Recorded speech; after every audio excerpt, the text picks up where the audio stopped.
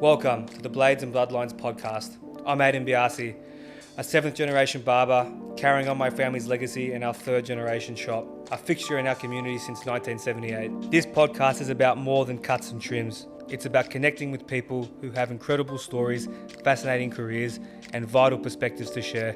Every episode encapsulates an authentic barbershop experience, a bastion of free speech, likes of which you've never seen, and flows into a meaningful conversation, one that might just change how you see the world. So pull up a chair, sharpen your mind, and join the conversation. And remember, soon you won't be able to say anything. So while you have the opportunity to say something, say something.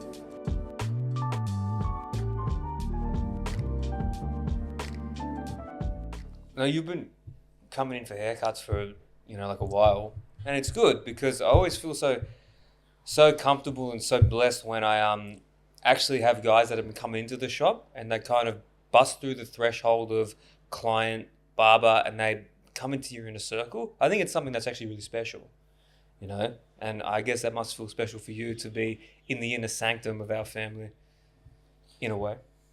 No, it does. It's great. Coming in here is very, very different. You got all the family portraits up. It's fantastic, and I make sure when I walk in, I say hello to everyone. Have a good weekend. You do actually. You do. Yeah. Not that you ever get much of a response from everyone. No, I do. Thank you. See you later. I mean, but it's important because coming in here for so many years, I actually first came in here as a 9-year-old. Well, really? When we had the restaurant up the road, the Indian restaurant where the sex shop is now. You had an Indian restaurant? Yeah. Dad was a restaurateur. He's had several Indian restaurants. He's had Malaysian restaurants, but that's our history. And I came with him the first time, from a 9-year-old, and then we lived in Marrickville at the time. Yeah.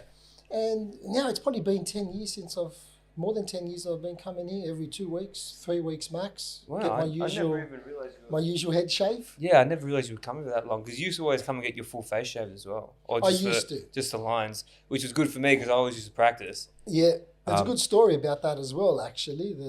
Why I decided to have somebody else shave me. Same reason why I decided to get somebody to cut my grass. Now, in a lot of the development, the personal developments, business coaching I was getting, it was told, leverage out your time. If it's a $50 an hour thing, get somebody else to do it because you could be making $150. So I got somebody to cut my grass, and the same thing with shaving. I looked at who I was all those years ago, and a measure of success. Interesting that when we're in life, what we perceive in that moment as successful. And I had this little story of going to the barber shop and having them shave my face once a week instead of me shaving, just to feel good about myself. And it was interesting. I'd done that. That was during the COVID times. And it was for me also, it was about support. How often can I come in here when people were scared to go anywhere? So with those two things, cutting my grass and shaving my face, after doing it for a long time, I realised I was missing two things. Two things that I was missing in life that they gave me. With shaving, the first thing was an opportunity to look in the mirror. Yeah.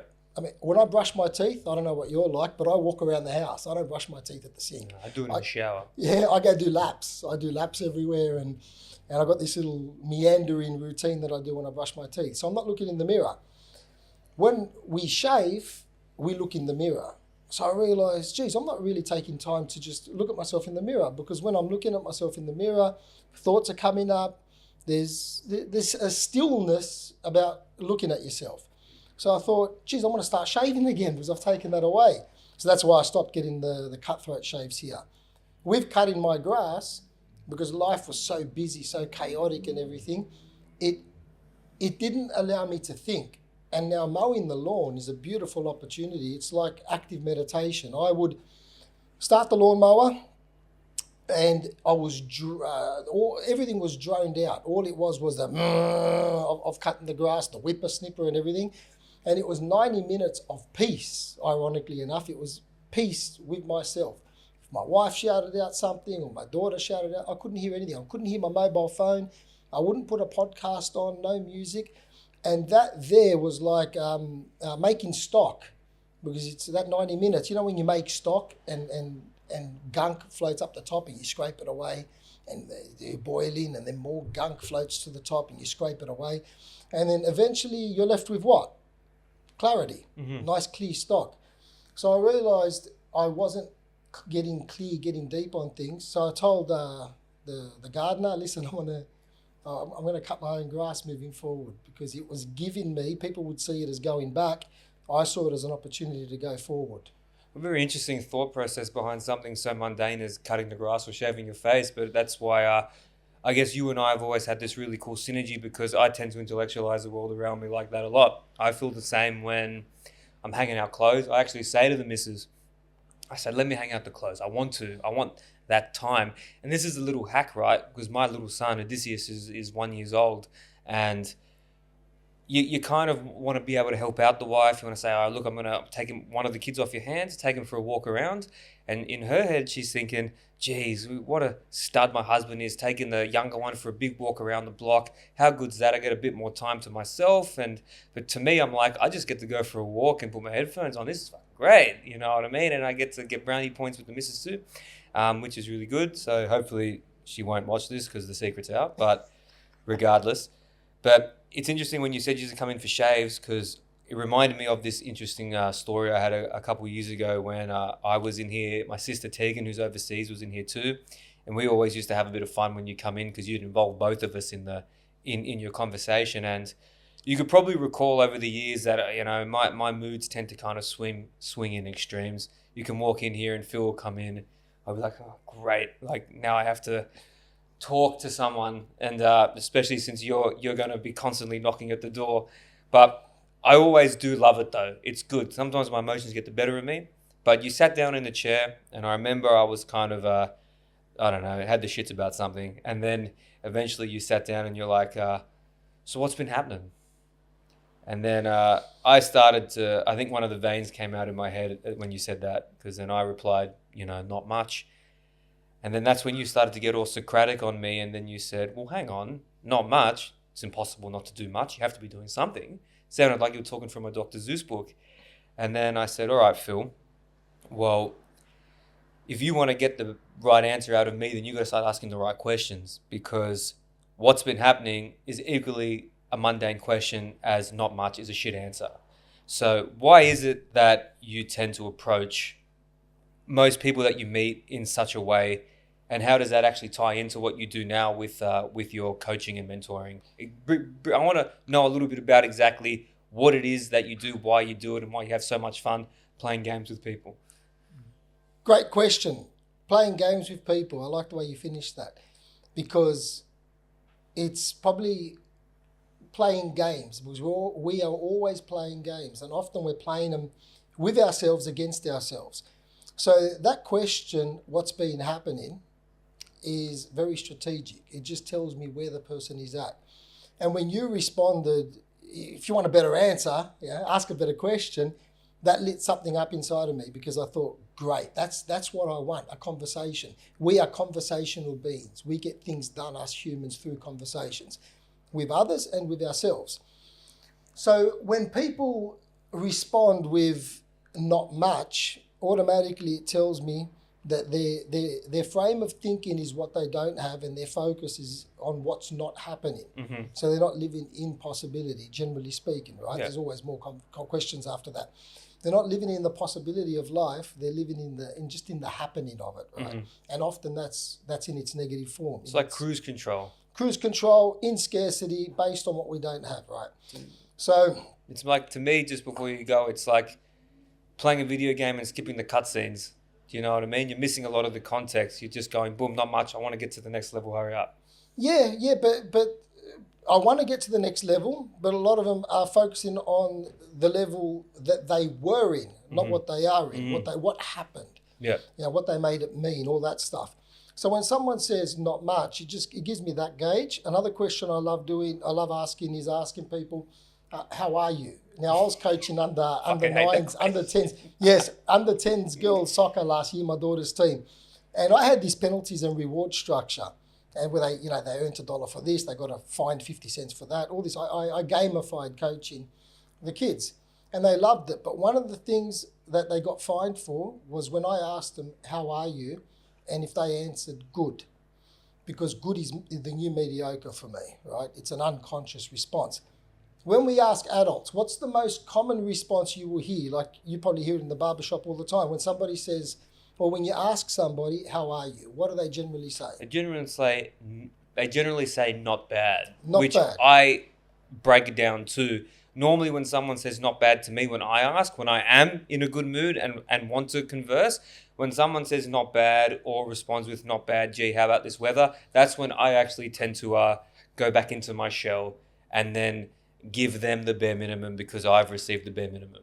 Yeah, I like to trigger them. So what I do by that is not trigger upset, trigger a different thought process. So for more than 15 years now, a week wouldn't go past without me saying this several times. How are you? Not bad. I didn't ask you what you're not. I asked you what you are. Mm-hmm. So you see, people focus what they don't have, what they are not, what they don't want.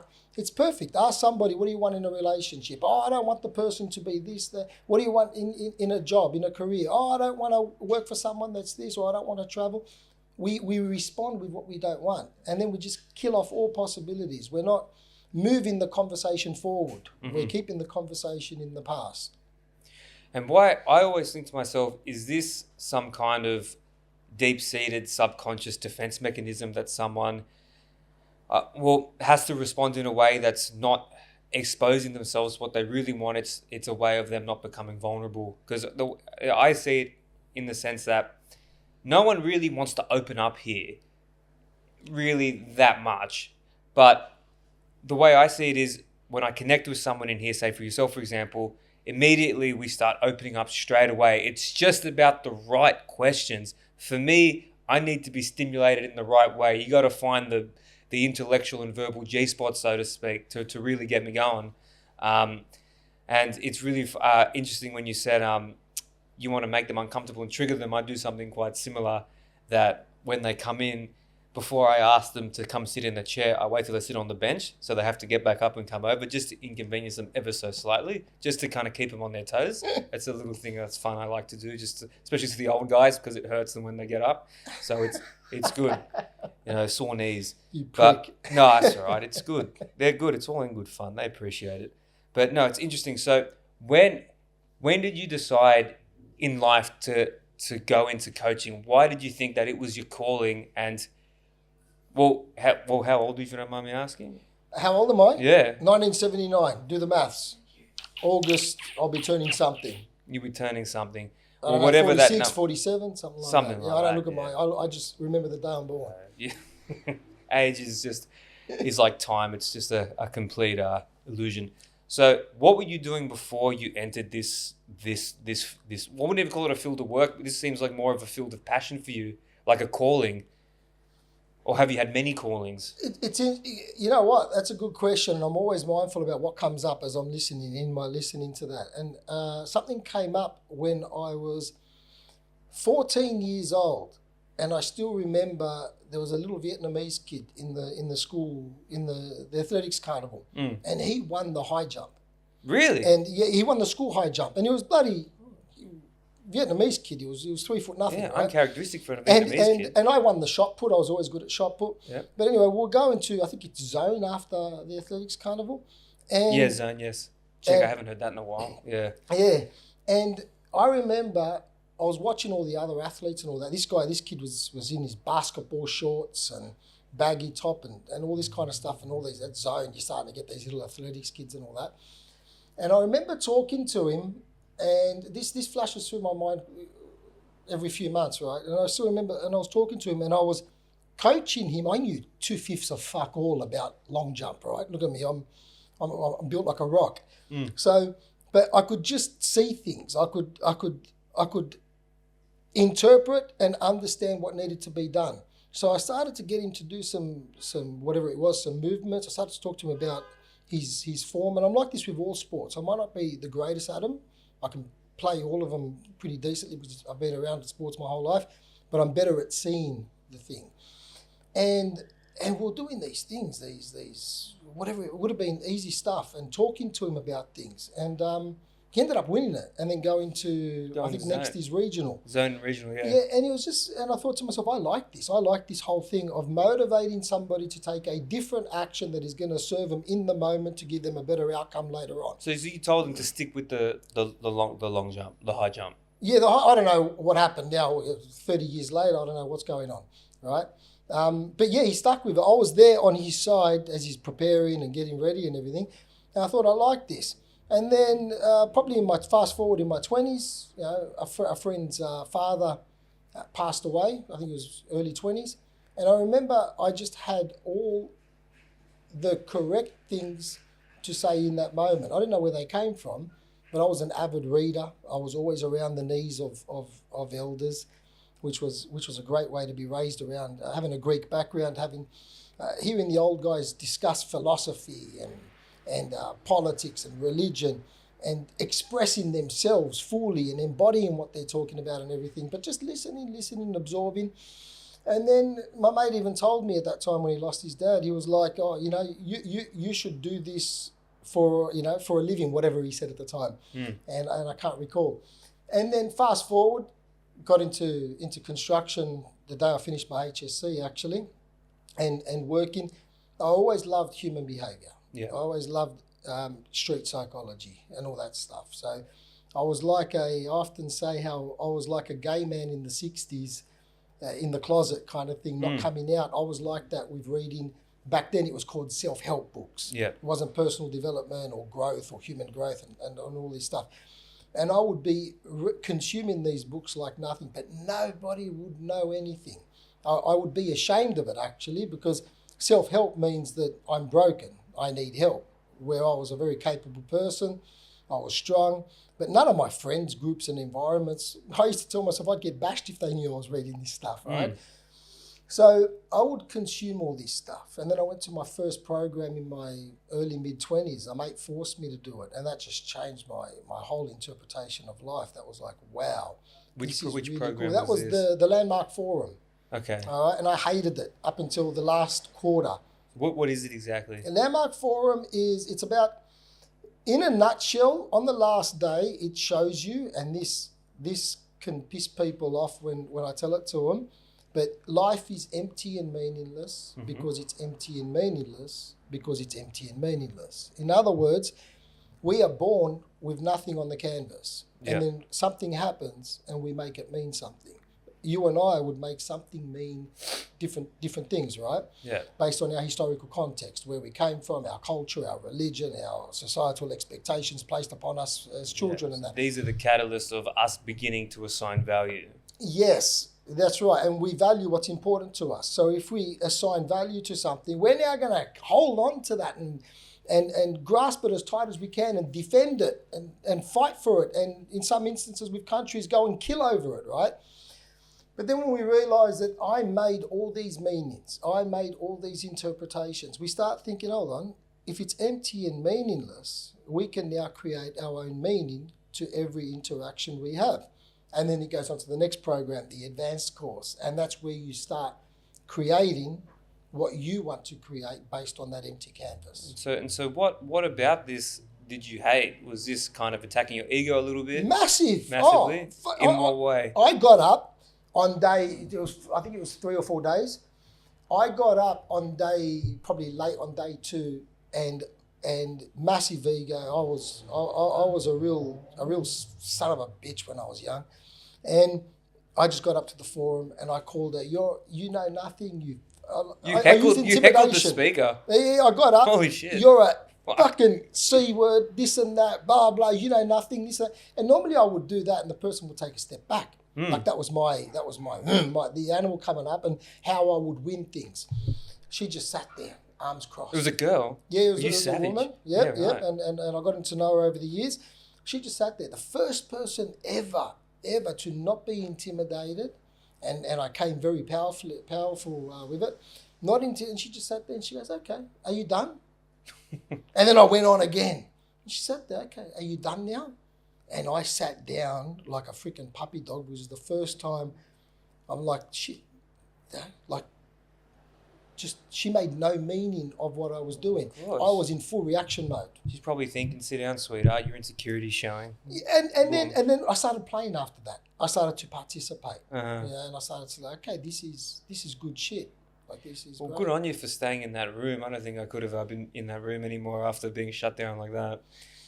Yeah, it was a big, massive ego thing, but it was a negative ego thing. Yeah. It was the negative. It was the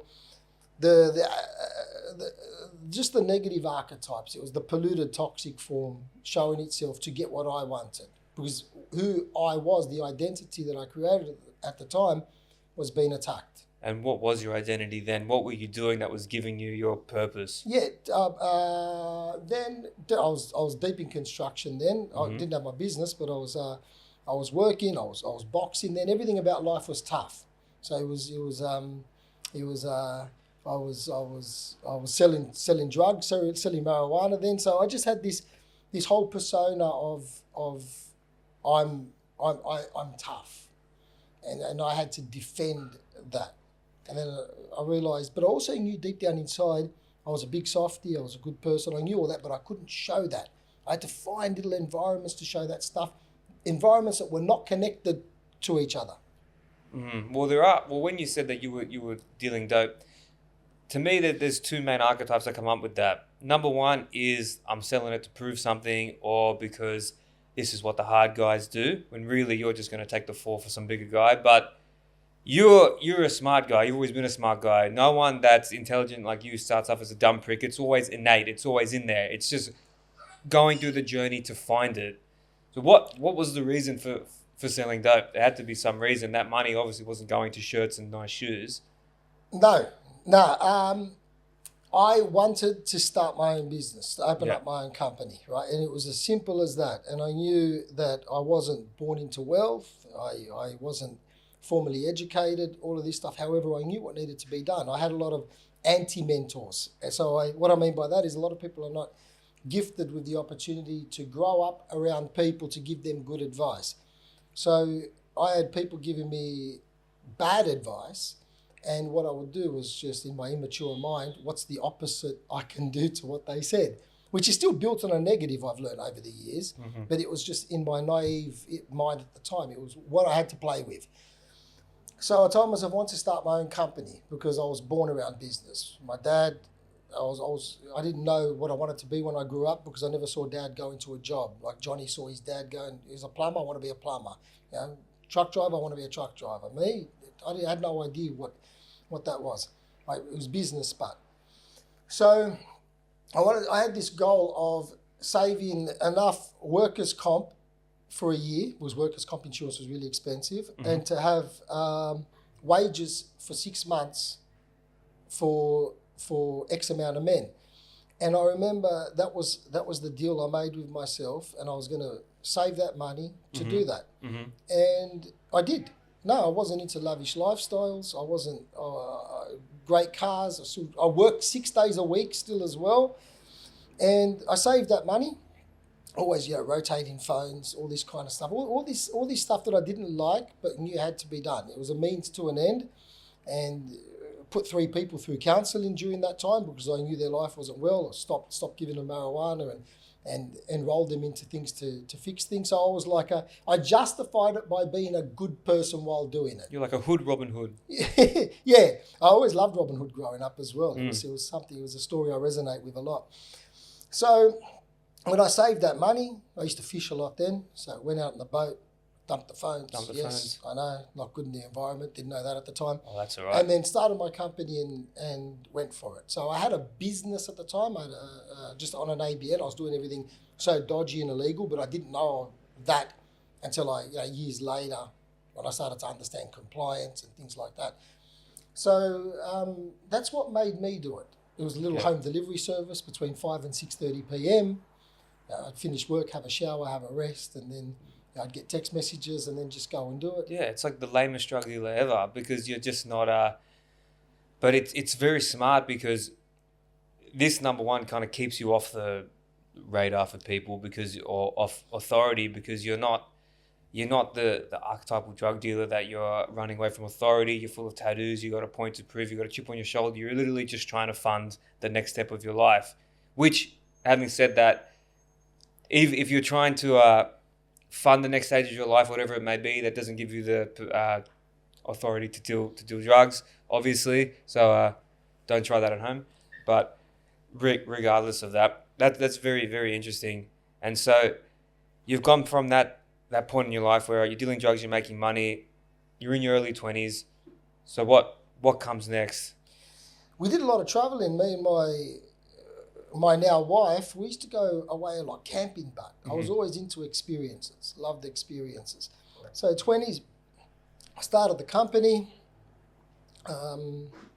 What came next? You know what?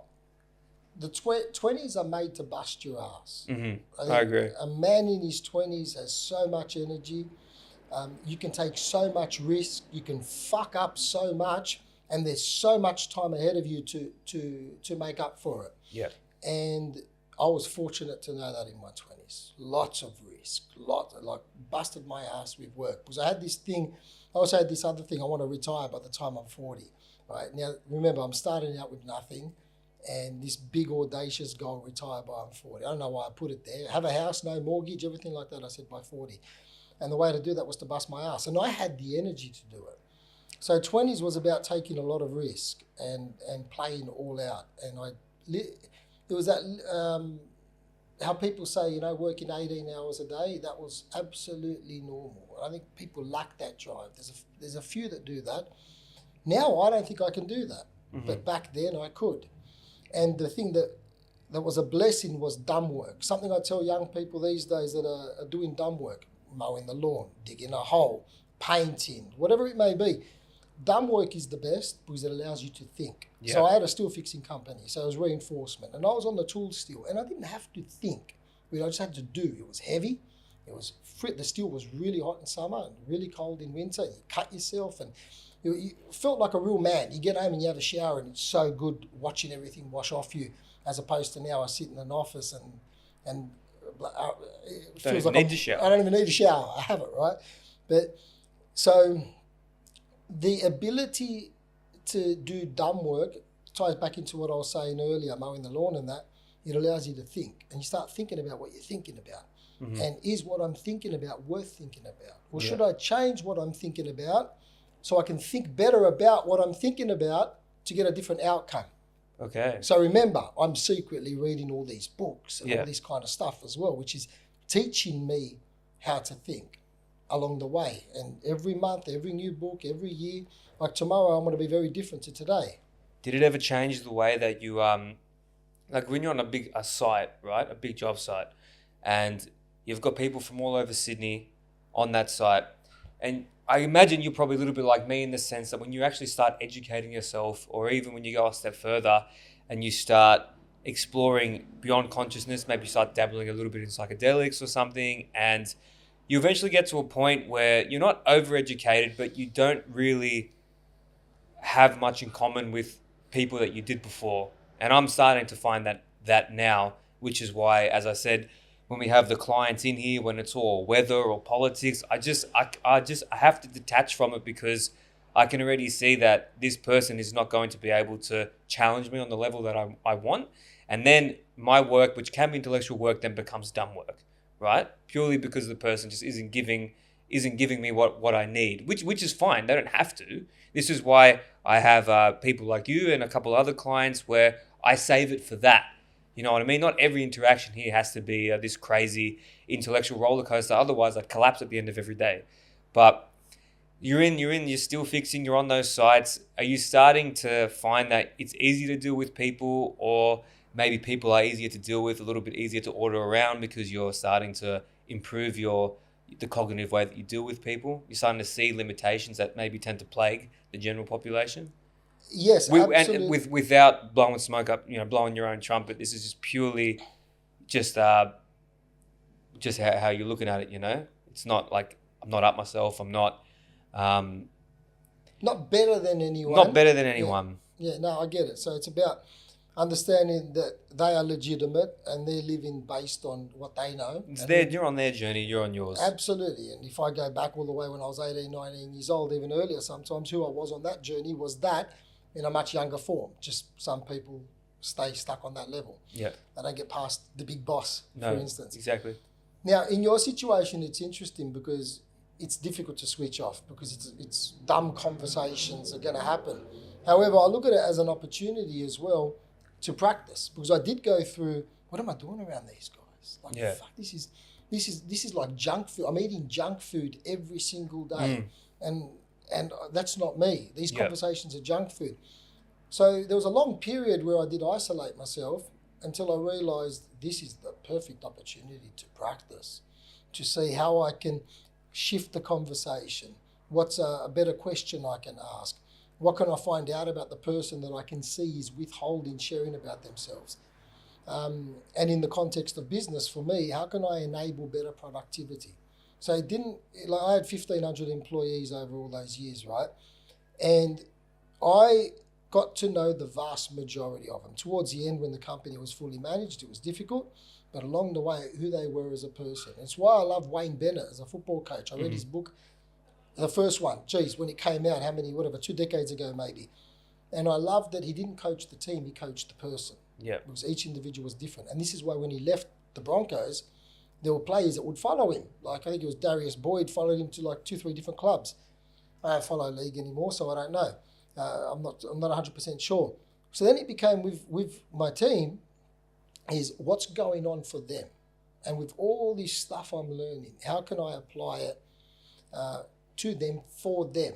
And the responses I'd get would blow my mind. They would come to work the next day and say, I tried that thing with my wife or my partner, and it's amazing, thank you so much. I stuck it up on my wall. And I'm thinking, like, I'm embarrassed hearing that. Like, who am I? Because that old imposter syndrome comes in, remember? Yeah. Finished school, but I was there for the fun and games. Like, I failed my HSC. I think now they call it an ATAR, or back then it was a TER. Yeah. I got a 15 and under. So they don't even give you the result when it's that low. Oh my. Hence why the very next day mate said, do you want to come to work construction? I fell into it. So it was, where was I going with that? So yeah, school didn't suit. So who am I to be this person? I think a lot of people have got that lingering question in the background. Who am I to be this? Who am I to do this? Because there's no status attached, there's no paper, there's a certification, accreditation attached. But I'm getting results. But I would own the imposter more than I would own the results. This is an interesting threshold. I feel like a lot of guys find themselves, especially when they find their voice. Now, the other day, I saw a really funny video on Instagram, right? That was satirizing people that start podcasts. And I don't know if it was to poke fun at them or just to, as I said, to make a satire out of it. But it was kind of building upon this little community that says, oh, every guy has a podcast now. Everyone just wants to get on camera and talk shit. But I come at it from a different point of view. Like, I give myself the moniker, the philosopher barber. I said, why would I give myself that moniker? Well, I said, well, if I don't do it, who else is going to do it? As I said to you a little while ago when we were having a conversation in the shop, that if you're going to wait for the common person to bestow any kind of label on you, you're going to be waiting forever, because people are fickle and they don't really care what it is that you're doing. If you want to create something for yourself, put it out there and create it. You have to start acting as if this has already happened. This is manifestation. And I found it very funny watching this video, because I'm like, why? I looked in the comments, I said, why are so many people judging guys with podcasts? Not just biased because I've got one myself, but it was more that it just seems like they just found something that's easy to attack. Oh, these stupid guys podcasts, they're just saying something without substantiating it, whatever. And I replied to one of these comments and I said, do you understand exactly what it is that you're doing by knocking guys trying to speak? People now are so inundated with so much bullshit that they can't be heard. There are so many good, valid points out there that people have, and it's just the common everyday person that has them, which is why you yourself, you're not anyone special. You're not world famous. You're just a normal dad that lives in the suburbs. But it's these people that have the most to offer. Just your everyday person. They have so much to give. And that's why a lot of them are like, like yourself with your life coaching and me with my podcast. What gives you the right to do it? I have my voice will be heard because it needs to be heard, not only for my self-growth, but I think people can get a lot out of it. So who am I to start giving unsolicited advice? I don't know. What metrics do we measure in terms of like what gives you the right? A university degree, a piece of paper? Are these metrics limiting us? So what do you think gave you the right to start doing that? And how did you combat with that imposter syndrome? You just got to dive into it, I think. It's like a Spider-Man learning to shoot his webs, to swing. You just have to go into it. You just have to take action. You're right. There's so much in what you just said there. First thing I want to just get out of the way was life coach. Don't like that term because people go and do a 2-day course or an online 30-hour and they get certified life coaches. And I'm I know you don't. It's a very eye-rolling the title, isn't it? certifications I went through and the life I've lived is like, I'm like, no, don't put me in those baskets because I want to be blunt here. Most of them are just common people. Mm-hmm. And that ties into what you said, common people. You started with that. Most people are common people with common thoughts, common lives, common outcomes. And they don't like uncommon people. So the best thing they like doing is, generally speaking, is bringing them down. We live in a tall poppy syndrome. Well, in society. Australia especially, Yes. I find that they really don't like people poking their heads up much. Mate, that comes from Mother England. I've been saying this for years, right? And it's interesting because Australia is the confused bastard child of America and England, Britain, right? Yeah. So this is just my interpretation. I didn't read it, didn't write it. I'm not saying this is a fact. It's just how I perceive it. We're wogs. You're Italian, I'm Greek. We grow up different. We got a different historical context. Now, the stories, the conquerors we've made, what we've given to the world, all of this stuff is amazing. We lean into that. Yeah. So it's a very different leaning into. There's a lot of pride attached to it. So you look at America. America celebrates the entrepreneur. Now, I think that's changing slightly, right? But let's just go with when we're growing up until a few years ago, celebrates the entrepreneur, the business owner, the innovator. It's like, wow, go you. Everything's big in America. The cars they build, big front ends. Get out of my way. All of that stuff. Then you've got England. So we grew up with American music, American movie. I did anyway. You? Well, absolutely. But my every TV show, every music I listened to all came from the US. My missus is from the US. And I remember actually saying to her one day, this is how confused I was, how inverted my reality was. I said to my wife, wow, like, who was the prom king at your prom? Was it the football player, this and that? She goes, your perception of what happens in schools where I'm from is ridiculous. He goes, you're watching too many movies. She goes, there's a normal school. There is no prom king, prom this, prom that. Football player dates the quarterback. She goes, it's not like that at all. But I thought it was. No, you added to that beautifully, right? They sensationalize, right? Yeah. They add the filters to things. Yeah. It's real, but then they absolutely filter it out. On the other hand, now let's look at the English way. Stiff upper lip. Mm-hmm. Don't count your chickens before they hatch. A lot of these scarcity sayings, the tall poppy syndrome comes from there. And now we're in the Commonwealth. Yeah. And we're set up like more aligned with that. Mm-hmm. So like I want to go back to the bastard child of the two, the confused child, Australia.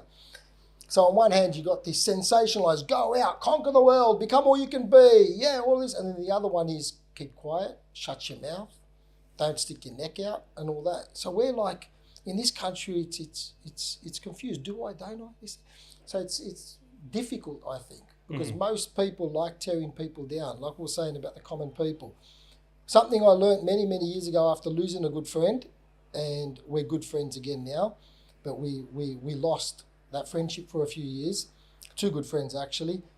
I learned don't have business conversations with employee-minded people. Okay. And I'll map that over.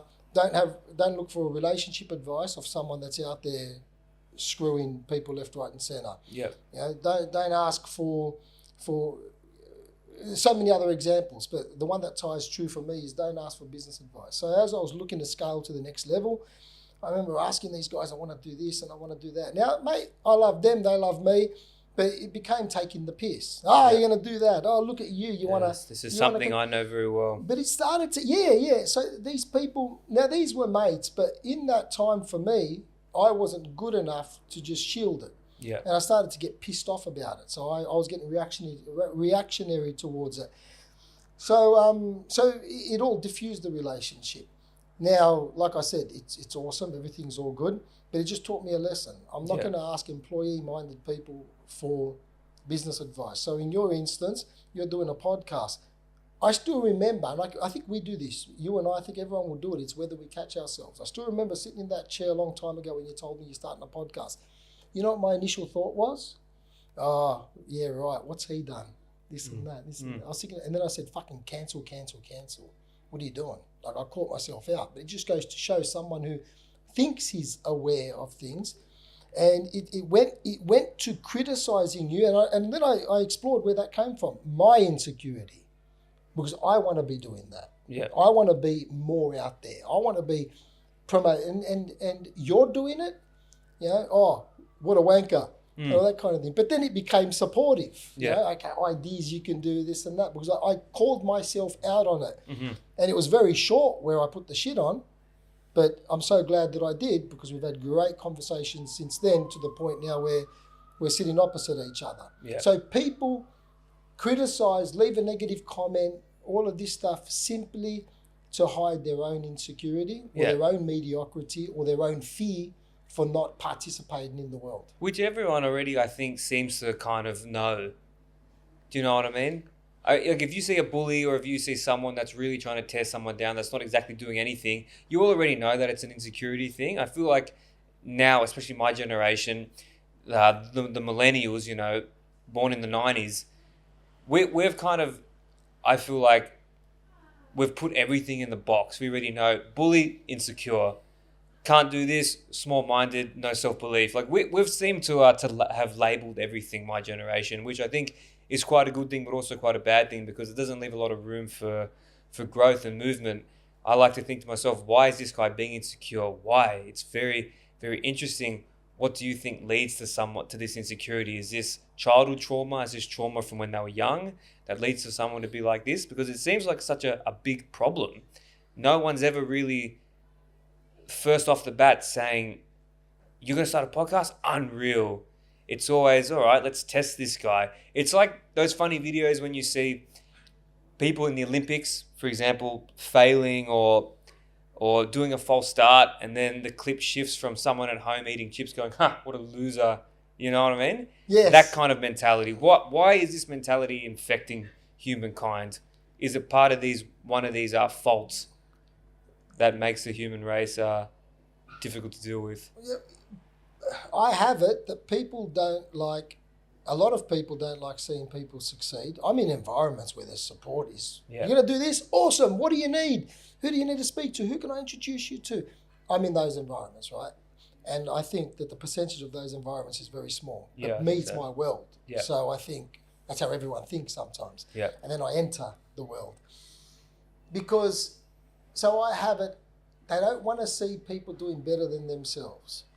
So by tearing them down, it's easier to make them just like them, which means they can now justify it. I don't have to do more now because I'm just like him. Look, he had a go and he failed, not knowing that they were behind the manipulation, behind the failure, or the supporter of the failure secretly. But it's like, now I don't have to. So it justifies, it validates their mediocre existence. I see a lot of people, there's probably more people, I think, actually putting themselves out there than maybe what there is bringing people down that are trying it. Because I understand that for me, being nearly 29 years old, I understand my environment. I understand the world that I'm in now, all right? It's social media. It's getting yourself out there. It's needing to be seen. Having your voice heard now is a very saturated kind of notion. But to get your business off the ground, to market yourself, this needs to be done. And I understand this. And to put yourself out there on socials is really putting yourself there at the mercy of the public. But it's a good crucible because you learn very quickly to have thick skin. But when you really break it down, you don't even know who it is that's commenting. Wouldn't it be so much harder for this to be said straight to your face? The anonymity should soften the blow, I find. No, I actually think the more gutless the person, I won't acknowledge a profile that doesn't have a name. I never have. I just thought you're just a gutless twat, Yeah. sitting in the basement of mum and dad's garage, stuffing his face with Cheetos and playing games. That's the vision I created to make the situation feel better. It's a stereotype troll. It is. So when I see something like that, I'm like, you're the biggest bum, the biggest loser in the world. So I'm going to read this comment and see it as insignificant. I just made up that little hack for me. Yeah. Right? Because if they wanted to have an intellectual conversation about it, firstly, they would do it very differently than writing that comment. And secondly, they are a coward. Yeah. So I think that's the biggest insult you can call someone. There's so many other rude terms in that. I think calling someone a coward is the most derogatory thing you can call someone. Someone courageous is different. So what you're doing takes courage, commitment. There's doubt on how it's going to go, and you're taking the action. A coward doesn't do that, so they hide through a fake name or whatever it may be. Yep. That's it. Like, to go to the trouble, think about it. To go to the trouble to watch something, pick up your phone, type out the comment of, you're freaking me, push send. Imagine where that person is in life. Imagine how miserable that person is in life. And so in a way, then I feel sorry for them. Imagine the life that person is living, to go to that effort. Imagine they went to that effort to lace up their fucking shoes and go for a walk around the block, or go somewhere and just have a random conversation with a stranger. I agree. So it becomes, the cowardice becomes almost pity in a sense. That's a very powerful perspective. But on the same vein, speaking about courage and cowards, a big part of your past is that you were in construction still fixing for 25 years.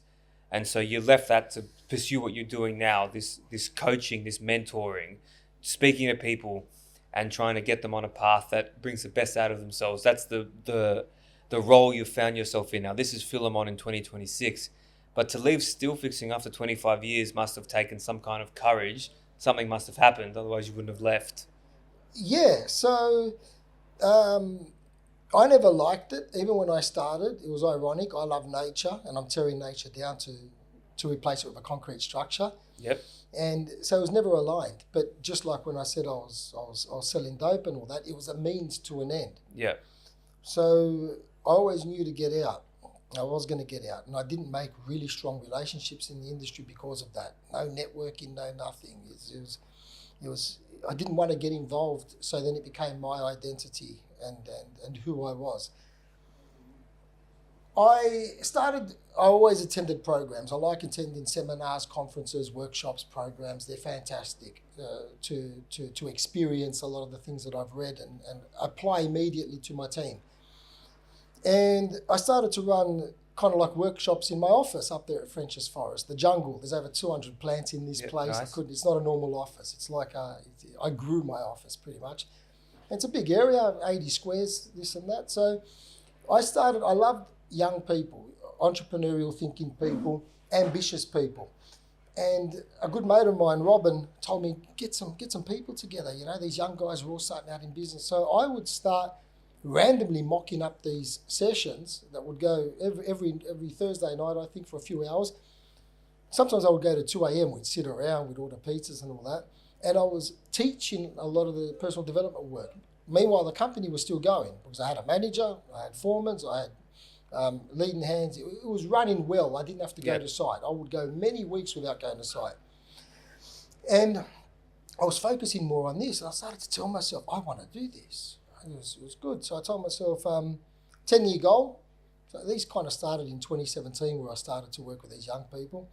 And it was part of the contribution, giving back. And then COVID hit, and the big catalyst was no one knew what I was doing because I was a bit embarrassed of what I was doing because I didn't even know what I was doing, so I wouldn't communicate it. And then my dad would often say, so what do you do? And I stumbled through trying to tell him what I did because I still wasn't really doing it. I didn't know. I was making it up.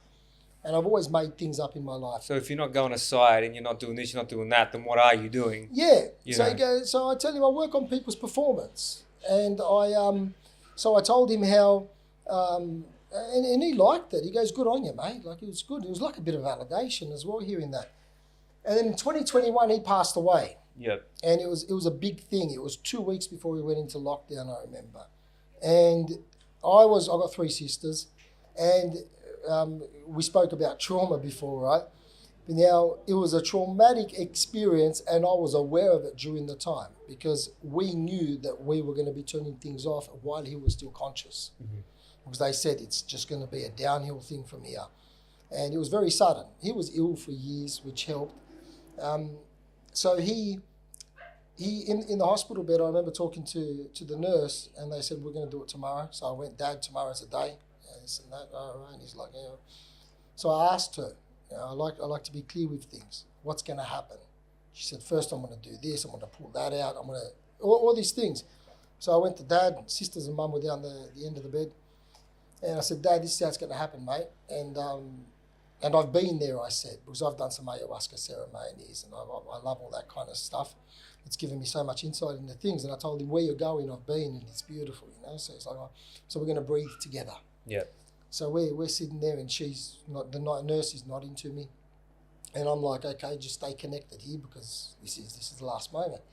So I'm holding him as he's breathing, and he's like, okay, now this is coming out there. Now you're going to feel this little thing. Okay, not okay. Okay, Dad, this is it. Let's go. Let's breathe together.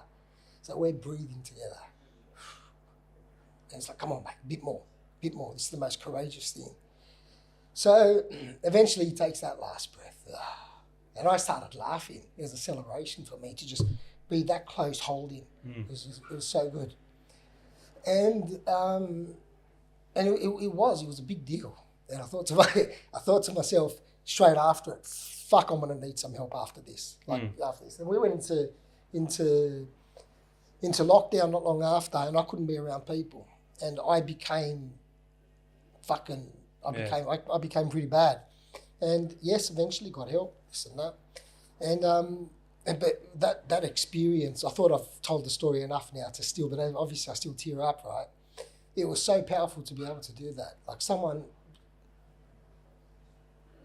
who taught so much and brought you into the world, and to have that responsibility. I loved it, right? People have said, why did you do it? And I go, well, responsibility. After that, I realised I went on a big fuck it rampage. Yep.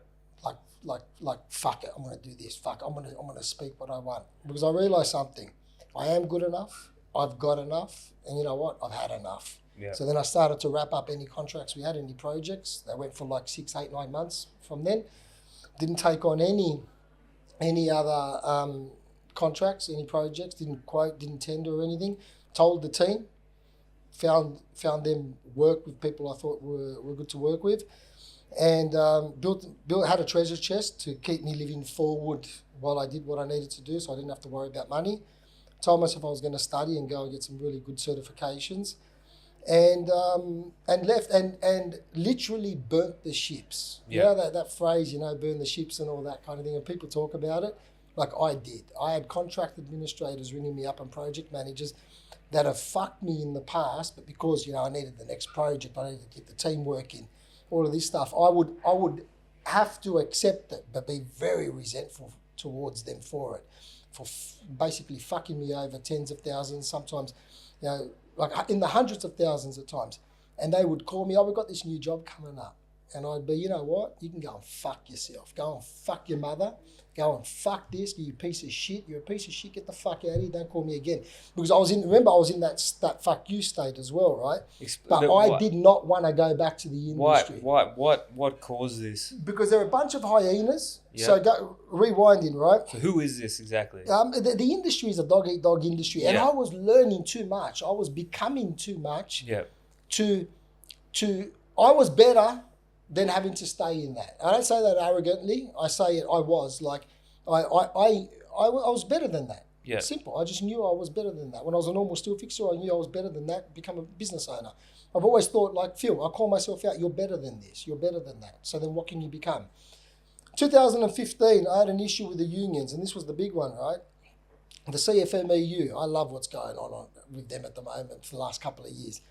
And I wanted to start moving into the next tier, the tier ones. And to do that, I needed an enterprise bargaining agreement, an EBA. And I remember at the time I had a job in Redfern, and whatever, it was 28, 29 stories or something. I can't remember. And I had an intention. I went to the union. People said, you're an idiot. I went there with a business plan. I wanted to have X amount of men in X amount of states. By then I was already in 3 cities. I wanted to be in different states and all this kind of stuff we designed with my business coach. So I went to them and we came to an agreement. 2 weeks after that agreement, they started to move the goalposts.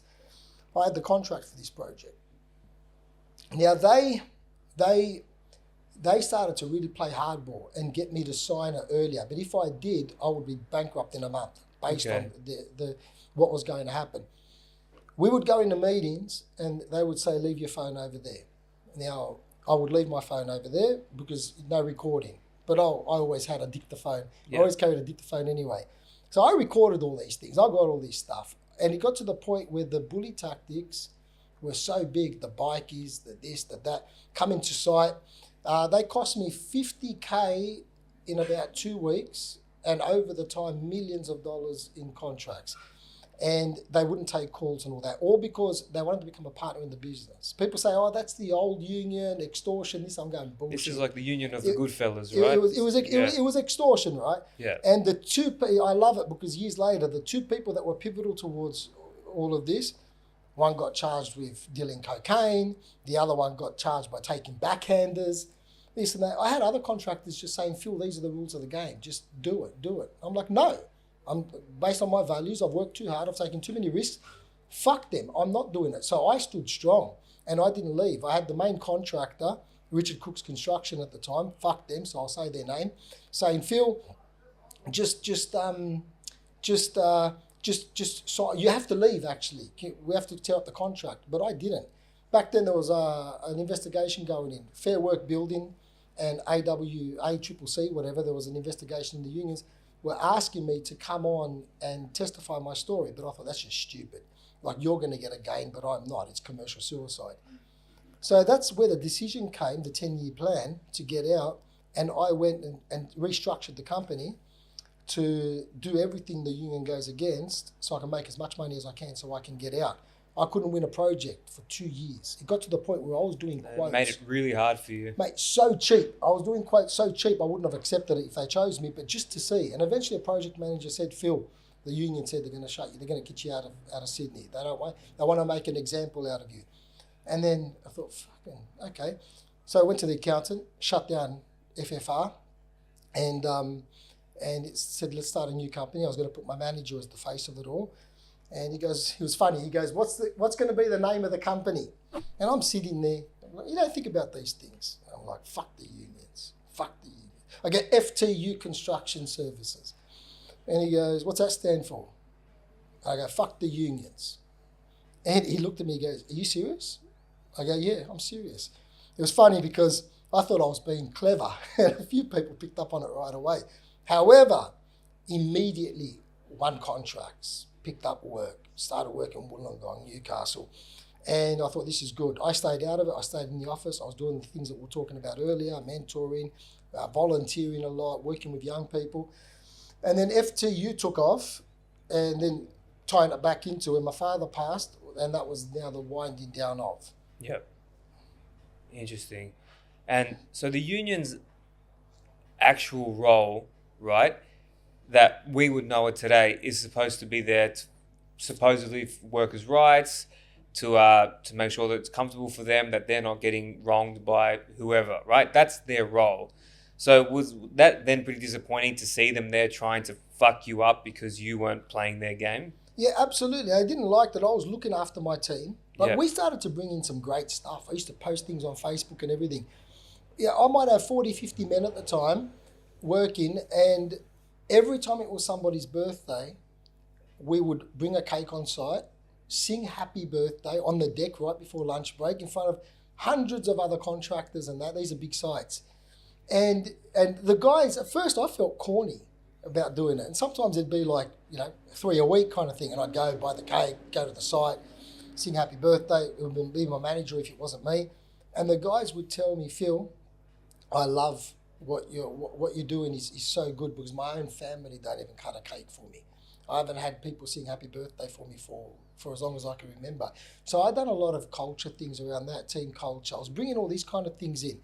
And that's what attracted the union, because I had some of the bigger companies, their guys ringing me up saying, how much work you got, I wouldn't mind jumping on. A lot of them said, I love the way you guys are doing things, because workers bump into each other on the train station, in the pub, and they talk. So they started to become proud of who they were working for and talking about it to others. And this was not like 1 or 2 months. This started to become a long-term thing. So there was in particular 2 of the large companies in Sydney didn't like that some of their men were coming over and jumping on with us. And because of the connection with the union, this came out years after, that they were the ones that instigated the troubles that I had. Okay, and they use outlaws and such to do this work for them, heavies. Yep, mate. The bikies would be on site. It got to the point where on the Redfern project, I had a few of the guys, Big Islander boys and troublemaker guys, turn around and say, it was after 2 weeks of being shut down, they turned around and they said, send us. Yep. And then I rang some other contractors and I said, do you mind guys doing this for me? And because I've always done things for people, they said, no dramas. They went to the site and told them, they actually had a confrontation with them and told them, get the fuck, because it was safe to do. So they intimidated the intimidators. Yep. Meanwhile, I used to be worried about taking my garbage out on Monday nights. I'd make sure my dog was always with me.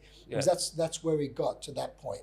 That month, there was 1 month, 6 weeks, it was really terrible. And it all went away. A friend of mine helped me out with some conversations and it went away, but that didn't stop all opportunities being dead.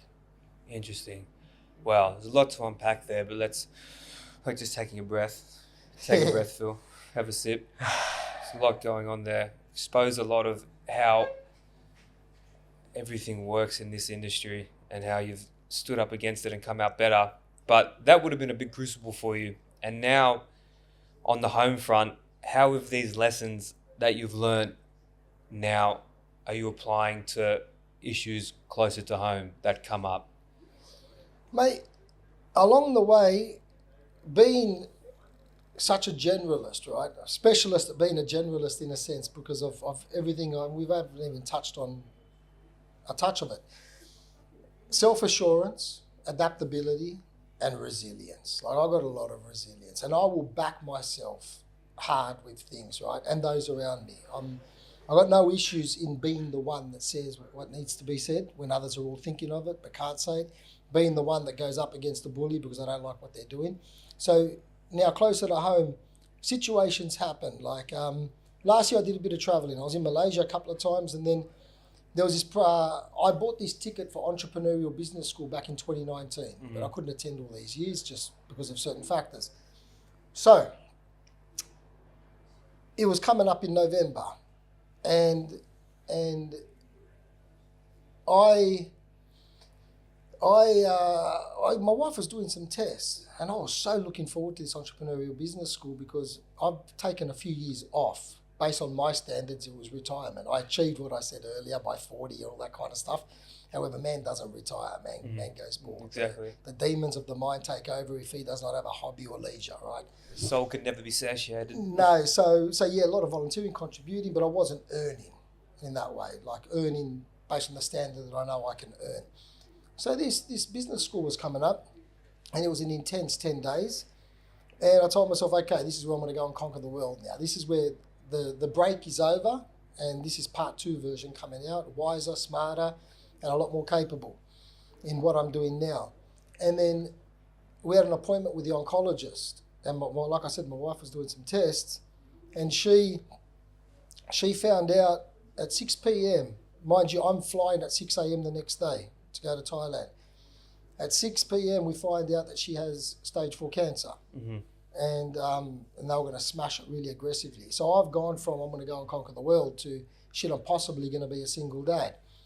And I'm there going, like, should I go?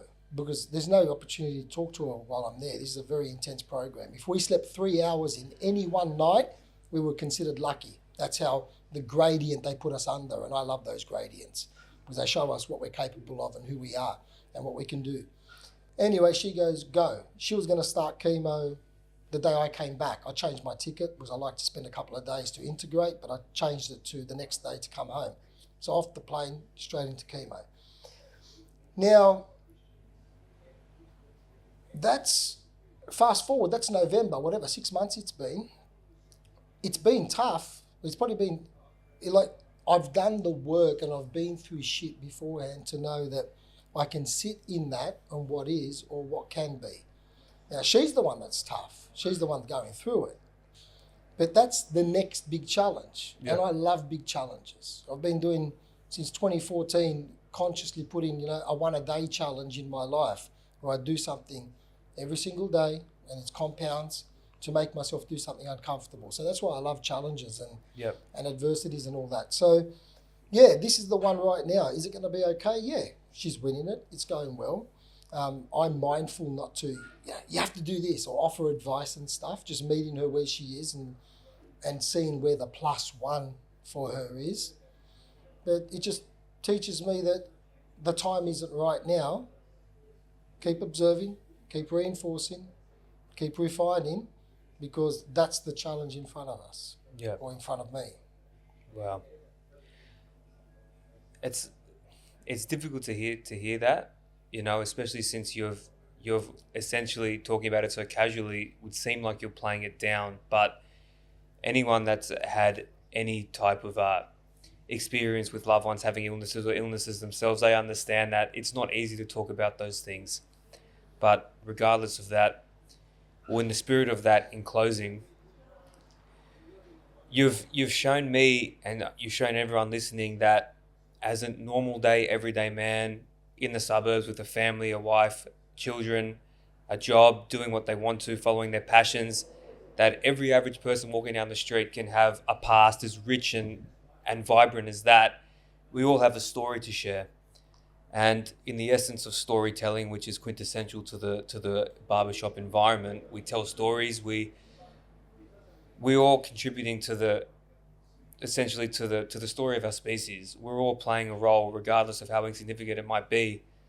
So, in closing, when it's all said and done, when we get to the end of the road, what legacy do you want to leave, and how do you think about leaving a legacy, or is that not for you to decide? That's for those to decide once you've gone.